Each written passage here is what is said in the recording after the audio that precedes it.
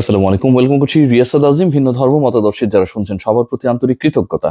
আজ সকাল থেকে বাংলাদেশের জয়ের পর থেকে মোটামুটি আমার যে প্ল্যাটফর্ম, সেই প্ল্যাটফর্মে অনেকেই কমেন্ট করেছে, অনেকে আমাকে ইনবক্স করেছে যে আসলে মোহাম্মদ সালাউদ্দিনকে নিয়ে আমি এখন পর্যন্ত কোনো কন্টেন্ট কেন বানালাম না। Mohammad Salauddin is very special case to me, এবং যেহেতু তিনি খুব স্পেশাল, বিশেষ একটা কেস, কোন একটা গণ কন্টেন্টের মাঝখানে সালাউদ্দিনকে নিয়ে একটু টুকরো আলোচনা করা আমার কাছে মনে হচ্ছে যে খুব একটা সমীচীন হবে না। যে কারণেই সন্ধ্যার সময়, রাতের সময়, যে সময়টায় আজকে যেহেতু সবারই অফ আমরা বলতে পারি, শুক্রবার দিন, আহ একটা সময় সবাই খুব মোবাইল স্ক্রল করবে, খবরটা কি জানার চেষ্টা করবে, তারা যেন মোহাম্মদ সালাউদ্দিনের খবর, মোহাম্মদ সালাউদ্দিন সম্পর্কে আমার আলোচনাটাই প্রাইম টাইমে শোনে। সে কারণে এটাকে রেখে দেয়া। জাকির আলী অনেককে নিয়ে অনেক আলোচনা হচ্ছে, এবং জাকির আলী অনেককে নিয়ে আলোচনা হবার সবচেয়ে ইন্টারেস্টিং পার্ট সেটা হচ্ছে জাকির আলী অনেক কনসিস্টেন্টলি খেলেছেন। মেহেদী হাসান মিরাজের পর এবছর সবচেয়ে বেশি রান করা ক্রিকেটার বাংলাদেশের হয়ে জাকির আলী অনেক। সবচেয়ে বেশি এভারেজ মেহেদী হাসান মিরাজের পরে জাকির আলী অনেকের। মেহেদী হাসান মিরাজের সমান 60টা সব ফরম্যাট মিলিয়ে অর্ধশতক করেছেন জাকির আলী অনেক। মজার ব্যাপার হলো, এই জাকির আলী অনেকের অভিষেক কিন্তু 2024 সালেই। এমন না যে মিরাজের সাথে পাল্লা দিচ্ছেন বা কোনো কোনো ক্ষেত্রে মিরাজকেও ছাড়িয়ে যাবার চেষ্টা। জাকির আলী অনেক অনেক পুরনো ক্রিকেটার, অনেক এক্সপেরিয়েন্সড ক্রিকেটার, অনেক বেশি ইন্টারন্যাশনাল ম্যাচ খেলেছেন, তা কিন্তু না। এই যে ইয়াং একজন ক্রিকেটার বাংলাদেশের ক্রিকেটে এলেন 2024 শেষ বেলায়, বাংলাদেশ 2024-এর শেষ আন্তর্জাতিক ম্যাচটাও খেলে ফেললো, এবং সেই ম্যাচে বাংলাদেশকে অসাধারণ জয় এনে দিয়ে নিজে অসাধারণ ব্যাট করে ক্যারিবিয়ানদের বিপক্ষে তাণ্ডব চালিয়ে বল হারিয়ে 41 বলে 72 রানের ইনিংস, আউট হয়ে চলে যাওয়া, ড্রেসিং রুমে আম্পায়ার গিয়ে আবার সেই আউট হওয়া ব্যাটসম্যানকে ফিরিয়ে আনা, শেষ পর্যন্ত তার নট আউট থাকা, এই যে এত ঘটনা একজন ক্রিকেটার যার সাথে জড়িয়ে গেছে, সেই তাকে বাংলাদেশ টিম ম্যানেজমেন্ট একটা সময় বিবেচনাই করেনি। ঘরোয়া টুর্নামেন্টে, ঘরোয়া ক্রিকেটে যারা খেলে এদেরকে আসলে আমরা খুব বেশি পাত্তা দিতে চাই না। ট্যালেন্ট স্কাউটিং, প্রতিভা খুঁজে বের করা নিয়ে আমাদের প্রথমত রয়েছে একটা বিশাল ধরনের উদাসীনতা। দ্বিতীয়ত এদের ব্যাপারে যারা কাজ করে, কথা বলে, সেই তাদেরও আমরা দেখতে পারি না। কিন্তু মোহাম্মদ সালাউদ্দিন না চুপ ছিলেন না। অনেকের গল্পটাই বলছি, জাকির আলী অনেকের গল্পটাই বলছি, এবং সেই গল্পের সবচেয়ে বড় চরিত্র, পরিচালক যদি আমরা বলি, কাহিনীকার যদি আমরা বলি, যার মাথা, যার দূরদৃষ্টিতা ইনভেস্টমেন্ট হিসেবে কাজ করেছে to find out Zakir Ali অনেক, তিনি ছিলেন মোহাম্মদ সালাউদ্দিন।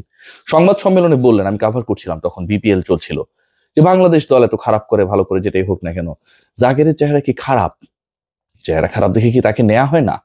অনেকেই বলা বলি করা শুরু করে দিলেন, মোহাম্মদ সালাউদ্দিন তিনি বর্ণ বৈষম্য ঘটিয়েছেন, চেহারা ভালো খারাপ, ফর্সা কালো, এই টাইপের বক্তব্য তো ক্রিকেটে কোনোভাবে অ্যাকসেপ্টেবল না। আমরা যেটা করি, আমার সাংবাদিক ভাইরা অনেকে আসলে এটা খোঁজারও চেষ্টা করেছেন। অনেস্টলি সালাউদ্দিন ভাই যদি শুনছেন এই মুহূর্তে আমাকে, নিশ্চয়ই এই ঘটনাটা ঘটেছিল। আমরা অনেকে প্রোটেস্ট করলাম যে ভাই, উনি যেটা বলেছে, যেটা বলার চেষ্টা করেছে, যেটা বোঝাবার চেষ্টা করেছে, সেটা হচ্ছে জাকির আলী অনেককে কেন বাংলাদেশ ক্রিকেট বোর্ড দেখে না, চেহারা খারাপ সে কারণে কি দেখে না। এরপর জাকির আলী অনেক দলে ঢুকলেন।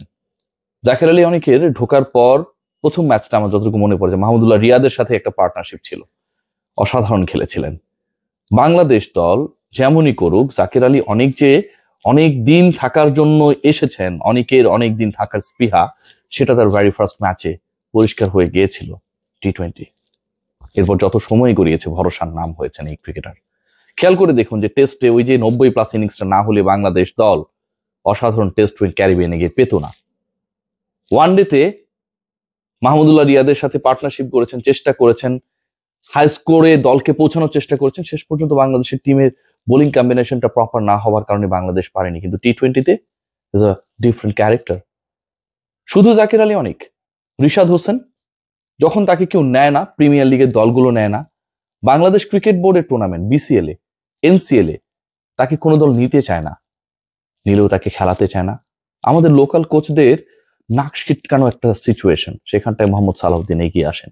Comilla Victorians champion team, BPL এর সবচেয়ে বড়, সবচেয়ে সফলতম দলগুলোর একটা। নাফিসা কামাল, মোহাম্মদ সালাউদ্দিন, পাগলাটে একটা পার্টনারশিপ, একটা জুটি ছিল সেখানটায়।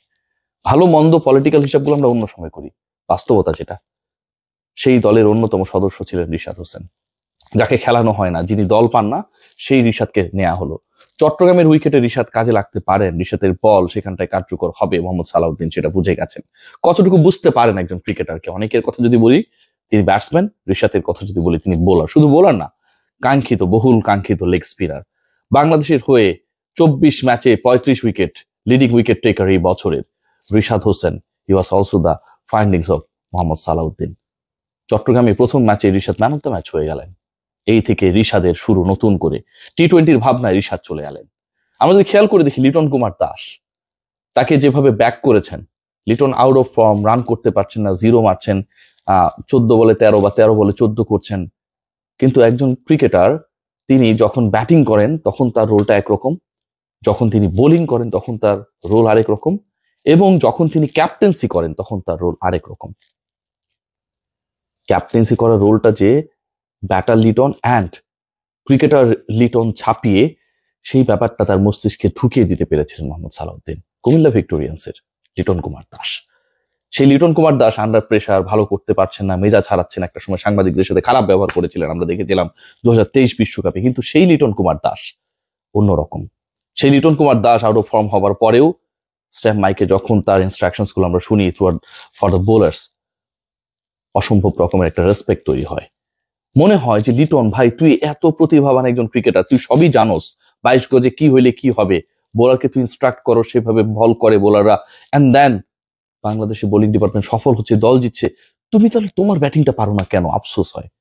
নিশ্চয়ই লিটন পারবে, সেই আস্থাটুকু আমরা রাখতে চাই মোহাম্মদ সালাউদ্দিন। আবারও বলছি, মোহাম্মদ সালাউদ্দিন। বাংলাদেশের এই দলটা, পারভেজ হোসেন ইমন এই ম্যাচে অসাধারণ করলেন। যখন টপ অর্ডার ফেইল করেছে, লিটন কুমার দাস ফেইল করেছেন, দ্রুত আউট হয়ে চলে গেছেন, তানজিদ তামিম ফেইল করেছেন, ঠিক তখন বাংলাদেশকে একটা ফ্লাইং স্টার্ট দেওয়ার ক্ষেত্রে রোল প্লে করেছেন এমন একজন ক্রিকেটার, যিনি আসলে এই ম্যাচটা খেলতে না পারলে, রান করতে না পারলে টি-20-র হিসাব নিকাশ থেকে হয়তো বাদই হয়ে যেতেন। পারভেজ হোসেন ইমন তিনিও একটা সময় সালাউদ্দিনের শিষ্য ছিলেন লোকাল ক্রিকেটে, খেলতে পেরেছেন খুব বেশি ম্যাচ তা না, কিন্তু মোহাম্মদ সালাউদ্দিন আমাদের এই প্রতিভাগুলোকে নিয়ে বছরের পর বছর কাজ করেছে, এবং সেই প্রতিভাগুলোই যখন ন্যাশনাল টিমের পার্ট, সেই প্রতিভাগুলোই যখন আজকে জাতীয় দলের সদস্য, এবং মোহাম্মদ সালাউদ্দিন যখন ওই লাল সবুজের পতাকা, লাল সবুজের জার্সি গায়ে তার শিষ্যদের দেখছেন, তখন তার শিষ্যরা তো সেরাটা নিংড়ে দেবেই। নাজমুল হাসান পাপনকে অনেক প্রশ্ন করেছিলাম একটা সময় যে লোকাল কোচ রাখেন না কেন, সালাউদ্দিন ভাই সমস্যাটা কি? আমার প্রশ্ন করার ধরনটা এরকম, আপনারা পছন্দ করেন না অনেকে, আমি জানি। বারবার হচ্ছে ও তো ইন্টারেস্টেড না, কাকে নিব বলেন, আপনারাই বলেন, নাম দেন। পাপন ভাই স্টাইলে পাপন ভাই কথা বলেছেন, আমার স্টাইলে আমি প্রশ্ন করেছি। মঈন আলী পর্যন্ত বাংলাদেশে এসেছিলেন, বিপিএল খেলতে বলে গেছেন যে তিনি বিশ্ব ক্রিকেটের যদি 3 জন সেরা কোচকে দেখেন, তাদের একজন মোহাম্মদ সালাউদ্দিন। বাংলাদেশের মোহাম্মদ সালাউদ্দিনকে নিয়ে মঈন আলীর এই কমপ্লিমেন্ট হুদাই করার কোনো দরকার নাই, নিশ্চয়ই কিছু একটা ছিল তার মধ্যে বা আছে। মঈন আলীর মতো যখন গ্রেট এই কমপ্লিমেন্ট দেন, যখন বাংলাদেশে উঠতি তারকারা মোহাম্মদ সালাউদ্দিনের হাত ধরে বাংলাদেশকে র্যাঙ্কিং এর, ওয়ার্ল্ড র্যাঙ্কিং এর টি-20 4 নম্বর দলকে, দুবারের বিশ্ব চ্যাম্পিয়নকে হোয়াইট ওয়াশ করে তাদের ঘরে গিয়ে, ঠিক তখন আমার লোকাল কোচ যে কত বড় ইম্পর্টেন্স ক্যারি করতে পারে সে নিয়ে কোনো সন্দেহ থাকে না। অনেক পুঁথি থাকতে পারে, অনেক স্টোনস থাকতে পারে, আপনি যখন মালা বানাবেন না, সেগুলোকে গাঁথতে হবে ঠিকভাবে, তারপর গিট্টুটাও মারতে হবে ঠিকভাবে, যেন ছিঁড়ে সে স্টোন বা পুঁথিগুলো পড়ে না যায়। জাতীয় দলটাকে গাঁথার চেষ্টা করছেন সালাউদ্দিনরা। লোকাল কোচরা কত বড় কনফিডেন্স জানেন?